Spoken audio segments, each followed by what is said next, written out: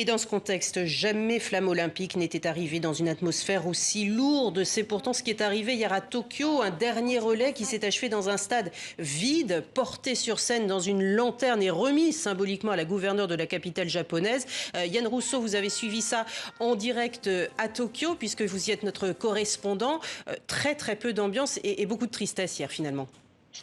Ouais, une ambiance très glauque, hein. Tout s'est passé dans un stade complètement vide, vous l'avez dit, sous la pluie. Alors les officiels s'étaient réfugiés sous une petite tente et il y avait 5 trompettistes qui essayaient de dégayer l'atmosphère avec quelques hymnes, mais le cœur n'y est pas, hein. Les organisateurs sont assez atterrés. Ils ne voulaient pas, eux, organiser des jeux sans public, mais ils ont été obligés de suivre les consignes politiques. Vous savez qu'hier, le Premier ministre japonais a dit qu'il allait rétablir l'état d'urgence sur la ville de Tokyo pour 6 semaines.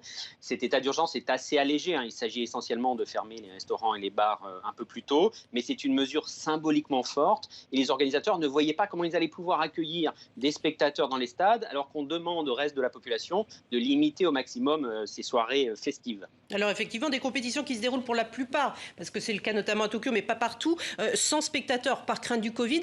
Comment cette interdiction est-elle comprise par le public en général ?